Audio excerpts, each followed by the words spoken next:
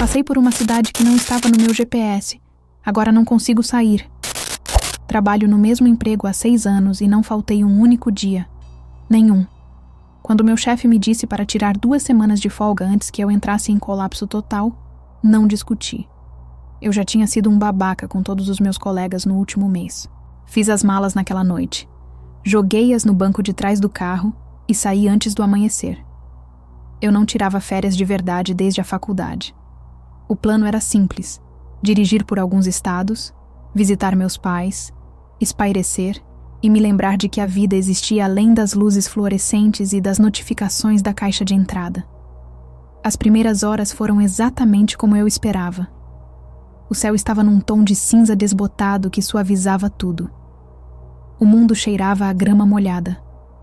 Tomei café de posto de gasolina com gosto de papelão e ouvi rock clássico com estática até esquecer completamente do trabalho. No final da tarde, as rodovias haviam se transformado em estradas secundárias de mão dupla que serpenteavam por terras agrícolas e bosques de pinheiros. Meu GPS perdeu o sinal em algum momento depois do meio-dia, mas isso não me incomodou. Eu tinha as instruções impressas, o tanque cheio e nenhum horário a cumprir. Então passei pela placa verde. Estava desgastado, meio tomado pelo kudzu, e eu quase não o vi. A tinta branca estava descascando, mas eu ainda conseguia distinguir as letras que formavam o nome do condado. Depois disso, a estrada serpenteava entre as árvores por um tempo que pareceu infinito. A copa das árvores ficou tão densa que a luz do sol penetrava em faixas inclinadas, cada uma pulsando conforme o carro passava por baixo dela. Abaixei os vidros para dissipar o cheiro do motor e senti o ar mudar. Quente, pesado, parado. Quando a mata finalmente se abriu, eu a vi. Uma pequena cidade se erguia no vale adiante, tranquila e impecável como uma pintura. As casas eram todas brancas com venezianas verdes, os gramados perfeitamente aparados. A torre de uma igreja se erguia acima de tudo, e uma estreita rua principal levava diretamente a uma lanchonete com um telhado prateado que captava os últimos raios de sol. Na entrada da cidade havia uma placa. A tinta estava fresca, a madeira nova. Não indicava nome nem população. Dizia apenas: "Bem-vindo ao lar". Diminuía a velocidade do carro, sorrindo ao perceber como era estranho encontrar um lugar tão pitoresco sem um único marcador de GPS. Talvez fosse um daqueles antigos pontos de parada esquecidos que costumavam ficar à beira das estradas principais antes da construção das rodovias interestaduais. Havia algumas pessoas na rua, um senhor varrendo a varanda, uma mulher regando as flores. Todos se viraram para olhar quando passei, e, embora eu não conseguisse ver seus rostos claramente, percebi que estavam sorrindo. A lanchonete era o único lugar que parecia aberto. Uma placa de neon desbotada piscava fracamente na vitrine. Eu não comia desde o café da manhã, então estacionei em frente e entrei. Um sino tilintou acima da porta, e o cheiro de café e óleo de fritura me atingiu. O lugar parecia impecável. Pisos de linóleo, cabines com almofadas de couro vermelho, fotografias emolduradas de carros antigos e desfiles. Uma mulher atrás do balcão sorriu antes que eu pudesse dizer uma palavra. "Boa tarde, querida. Sente-se onde quiser." Seu crachá dizia Edena. Ela aparentava ter uns 50 anos, com os cabelos cacheados e presos, e a maquiagem impecável, daquele jeito antiquado que a fazia parecer quase sem idade. Pedi um cheeseburger, batatas fritas e um café preto. Ela não anotou nada, apenas disse: "Já está saindo, querido", e desapareceu pela porta da cozinha. Sentei-me junto à janela e observei a cidade através do vidro. A rua estava quase vazia, mas eu sentia olhares sobre mim. Pessoas espiando pelas portas ou janelas, desviando o olhar rapidamente. Não era exatamente uma ameaça, mas parecia curiosidade. Quando Edna voltou, colocou o prato na minha frente. "Você não é daqui, né?" "Só de passagem", eu disse, dando uma mordida. O hambúrguer estava perfeito, suculento, crocante nas bordas, cozido exatamente como eu gosto. Aliás, está ótimo. Ela sorriu, quase timidamente. Nosso objetivo é agradar. Existe alguma estrada que leve de volta à rodovia? Perguntei. Meu GPS meio que parou de funcionar. Claro, é só seguir o caminho por onde você veio, querida. Ele te levará aonde você precisar ir. Seu tom era casual, mas algo na maneira como ela se expressou fez meu estômago se contrair. Agradeci, paguei e deixei algumas notas extras no balcão. Ela me deu um pequeno aceno pela janela enquanto eu saía de ré do estacionamento. O sol estava baixo, a luz alaranjada esticando as sombras pela estrada enquanto eu seguia pelo mesmo caminho que havia vindo. O ar esfriou. A mata ficou mais densa novamente e, por um tempo, dirigi sem ver um único carro ou placa. Então, ao contornar uma curva, vi novamente a mesma placa de bem-vindo ao lar. A princípio, pensei que tivesse me perdido, mas eu não tinha feito nenhuma curva. Segui em frente o tempo todo. A lanchonete estava lá, a igreja, as casas, tudo. Olhei para o relógio. Já fazia quase 20 minutos que eu dirigia. Eu não tinha certeza do que me perturbava mais. Se eu estava de alguma forma de volta ao ponto de partida, ou se o sol não havia se movido 1 centímetro sequer. Imaginei que fosse algum tipo de curva estranha na estrada. Já me perdi em estradas rurais antes, caminhos sinuosos que pareciam idênticos e levavam você exatamente de volta ao ponto de partida. Mesmo assim, algo nisso parecia proposital. Dessa vez, estacionei em frente ao posto de gasolina, na esperança de pedir informações. O lugar tinha uma bomba de gasolina analógica antiga e uma placa empoeirada de aberto colada na porta. Lá dentro, um rádio tocava baixinho em algum lugar que eu não conseguia ver. Um homem atrás do balcão olhou para cima quando entrei. Ele era alto, com cabelos grisalhos ralos penteados para trás e um bronzeado intenso, típico de quem passa anos ao ar livre. Seu crachá dizia Hank. "Há de volta tão cedo?" perguntou ele com um sorriso. Franzi a testa. "Desculpe." Ele apontou para o meu carro pela janela. "Pensei que você tivesse acabado de passar por aqui." "Talvez eu tenha passado por aqui mais cedo," eu disse, forçando uma risada. "As estradas por aqui têm um formato meio engraçado de curvas." Hank assentiu lentamente, aquele mesmo sorriso tranquilo nunca abandonando seu rosto. "Só existe uma estrada que atravessa a cidade, amigo. A mesma por onde você chegou." Hesitei. A Edna, lá na lanchonete, também disse isso."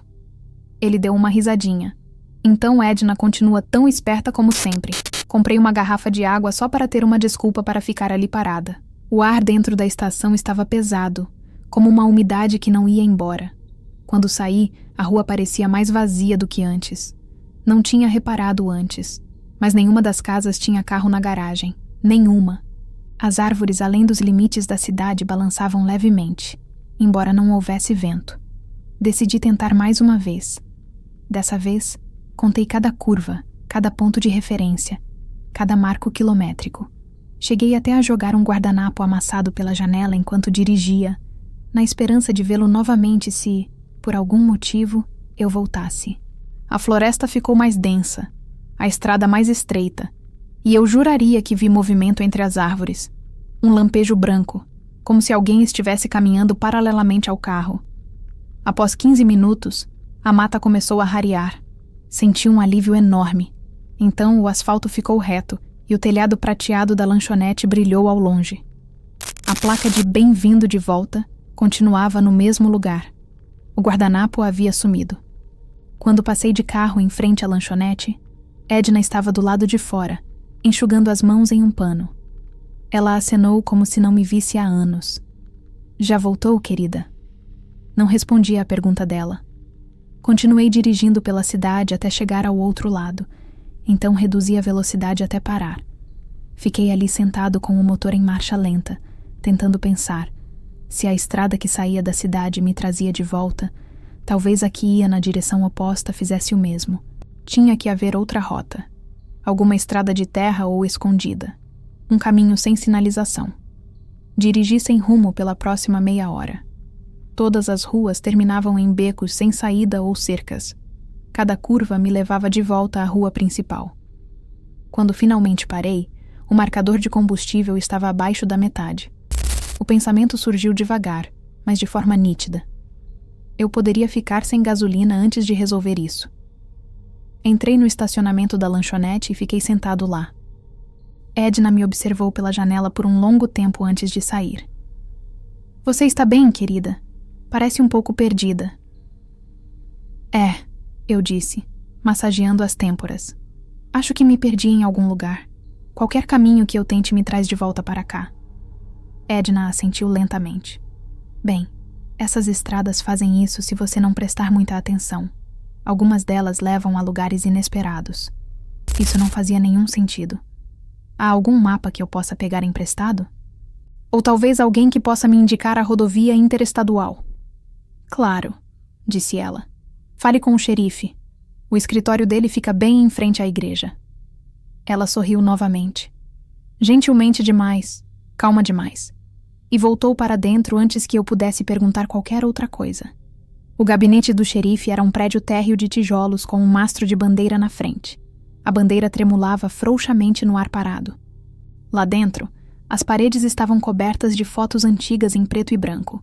Feiras rurais, grupos de caça, rostos sorridentes de décadas atrás. Um homem saiu da sala dos fundos, vestindo um uniforme bege e um distintivo que parecia mais ornamental do que funcional. Ele era grande, com porte de trabalhador rural, bigode espesso e um sotaque arrastado e suave. Boa tarde, disse ele. Ouvi dizer que você estava me procurando. Expliquei o que estava acontecendo. Como eu havia tentado ir embora. Como eu continuava voltando. Como eu não entendia o que estava fazendo de errado. Ele ouviu em silêncio, assentindo de vez em quando. Quando terminei, ele sorriu como se eu fosse uma criança que tivesse perguntado para onde ia o sol à noite. Não se preocupe, disse ele. Essas estradas às vezes pregam peças. As pessoas se perdem. Basta seguir a estrada principal até ela se bifurcar perto do velho celeiro alguns quilômetros adiante. Pegar a bifurcação à esquerda e você estará de volta à rodovia num instante. Celeiro? Perguntei. Não vi nenhum celeiro. Ele deu uma risadinha. Agora você vai ver. Às vezes, só aparece quando você sabe o que procurar. Algo naquela frase me causou um arrepio na espinha. Mesmo assim, agradeci e fui embora. Quando voltei para o carro, vi-o parado na porta, ainda sorrindo, ainda observando. Dirigi até o anoitecer. A luz através das árvores diminuiu para um bronze opaco, depois desapareceu completamente. A estrada estreitou, desceu, subiu novamente. Por um longo tempo, pensei que finalmente havia me libertado. Então a floresta se abriu, e a mesma placa de bem-vindo ao lar brilhou nos meus faróis. Parei o carro ali mesmo, no meio da estrada. Meu coração estava batendo tão forte que doía. A placa parecia mais nova do que antes. A pintura estava mais brilhante, as letras mais nítidas, e o sino da igreja estava tocando. Não me lembro de ter estacionado. Não me lembro de ter decidido entrar.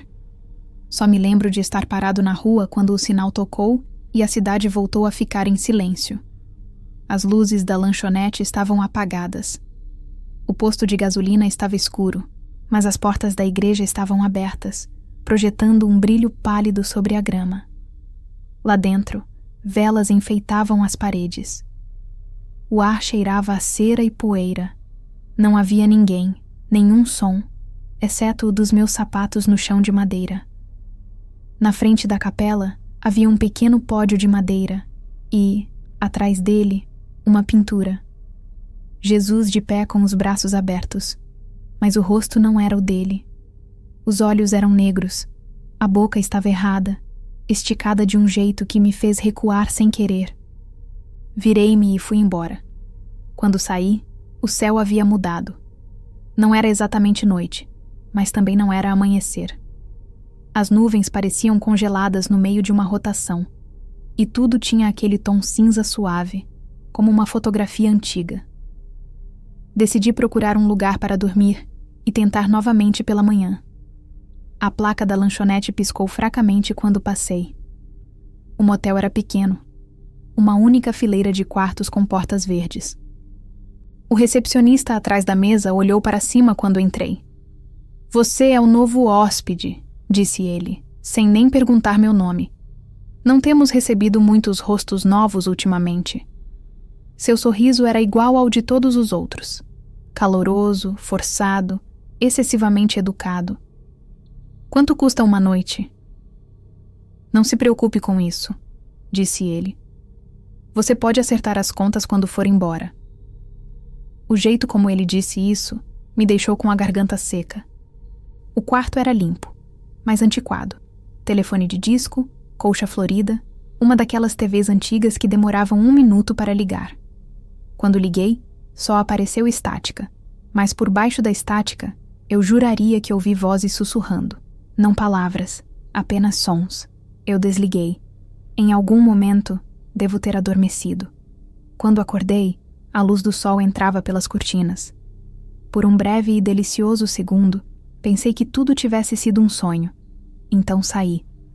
O carro estava estacionado onde eu o havia deixado, mas a rua parecia um pouco diferente. Os prédios eram todos iguais, mas suas cores estavam desbotadas, como se a cidade inteira tivesse ficado tempo demais sob o sol. Quando passei pela rua principal, havia mais gente na rua dessa vez.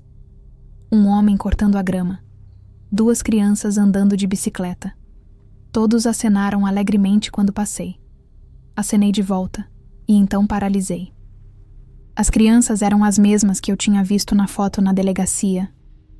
As mesmas roupas, os mesmos sorrisos. E quando eles passaram de novo, dessa vez na direção oposta, percebi que a sujeira nas calças jeans deles também não tinha mudado. Eles também estavam em loop.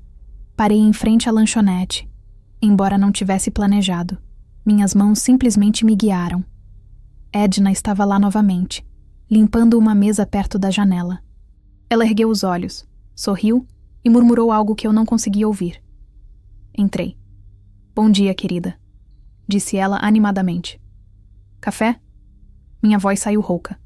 "Você se lembra de mim?" Ela piscou. "Claro, você esteve aqui ontem mesmo." "Não", eu disse. "Quero dizer, antes disso, da primeira vez. Você se lembra de eu ter perguntado sobre ir embora?"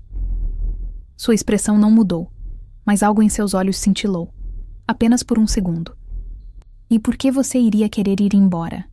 Ela perguntou suavemente. As palavras não pareciam ser dela. O sotaque estava errado, o tom inadequado. Não respondi. Levantei-me e deixei o café intocado. Quando entrei no carro, liguei o rádio sem pensar. A estática voltou a preencher os alto-falantes. Mas desta vez, por baixo dela, havia algo mais. O meu nome. Abaixei o volume. O sussurro veio em seguida, baixo e paciente, atravessando a estática como uma pulsação. "Jessie." Quanto mais eu escutava, mais nítido ficava. Não uma voz externa ao sinal, mas algo interno. Um zumbido que se transformava em palavras. "Não vá." Desliguei o rádio com um estrondo. O som não parou. O som vinha das saídas de ar, do motor, da brita sob os pneus enquanto eu dirigia.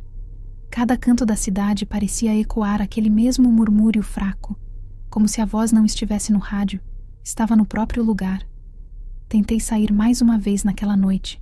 Dirigi mais rápido do que devia, os faróis cortando a escuridão, as árvores se tornando um borrão dos 2 lados.